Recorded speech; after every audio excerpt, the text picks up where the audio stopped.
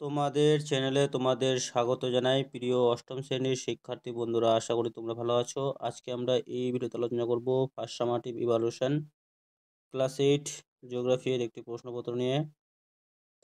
তোমরা ভিডিওটি না টেনে প্রথম থেকে শেষ পর্যন্ত ধৈর্য সহকারে দেখো। তো একের দাগে কী বলা আছে, সঠিক উত্তরটি বেছে নিয়ে লেখো।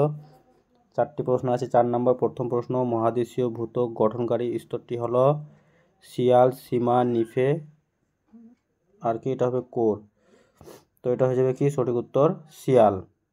তারপর দেখো, ভূ অভ্যন্তরের গড় তাপমাত্রা 1 ডিগ্রি সেলসিয়াস বাড়ে প্রতি 31 মিটার গভীরতায়, 33 মিটার গভীরতায়, 35 মিটার গভীরতায়, 38 মিটার গভীরতায়। সঠিক উত্তর হয়ে যাবে তোমাদের বি নাম্বারটা, 33 মিটার গভীরতায়। তারপরে আছে সার্কের সদর দপ্তর অবস্থিত নেপালে, শ্রীলঙ্কায়, ভুটানে, বাংলাদেশে। তো সঠিক উত্তর হয়ে যাবে কি নেপালে।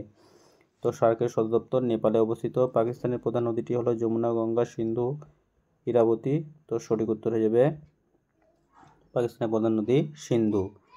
তারপরে দেখো 2 দাগে কি বলা আছে, উপযুক্ত শব্দ দ্বারা শূন্যস্থান পূরণ করো। গুরুমণ্ডল ও কেন্দ্রমণ্ডলের মাঝের বিযুক্তি তলটি হলো ড্যাশ। তো এখানে হয়ে যাবে কি গুটেনবার্গ বিযুক্তি রাখা। ভুটানের উচ্চতম শৃঙ্গের নাম কি, হয়ে যাবে কুলাকাংড়ি। তারপরে সকল প্রকার মাধ্যম ভেদনে সক্ষম ভূকম্পীয় তরঙ্গটি হলো কি, এখানে পি তরঙ্গ বা প্রাথমিক তরঙ্গ। দারুচিনি দ্বীপ নামে পরিচিত কে, শ্রীলঙ্কা। তারপর দেখো সর্বাধিক ঘনত্বযুক্ত ভূগঠনকারী স্তরটির নাম কি, কেন্দ্রমণ্ডল। পৃথিবীর কেন্দ্রের গভীরতা কত, 6370 কিমি। নেপালের প্রধান নদীটির নাম কি, কালীগণ্ডক। ভারতের বৃহত্তম প্রতিবেশী রাষ্ট্র কোনটি, চীন। তারপরে 3 দেওয়া আছে, ক্যারেজ প্রথা কি, ভারতকে পূর্বাঞ্চল বলা হয় কেন, ভূকম্প ছায়া বলয় কি। তারপরে 4 দাগে নিচের প্রশ্নগুলির সংক্ষিপ্ত ব্যাখ্যামূলক উত্তর লেখো 2টি। অভিসারী প্রতিসারী পাশ সীমানার বৈশিষ্ট্য লেখো। ভূকম্পীয় পিওএস তরঙ্গের পার্থক্য লেখো। নিঃসারী উদ্ভিদ অগ্নিশিলার পার্থক্য লেখো। তারপর আছে নেপালের কৃষিকাজ ও বাংলাদেশের নদ নদীর সংক্ষিপ্ত পরিচয় দাও। জীবাশ্ম কি, পাললিক শিলার বৈশিষ্ট্য লেখো।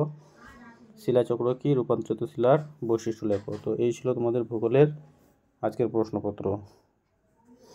তো ভিডিওটি ছিল এই পর্যন্তই। ধন্যবাদ।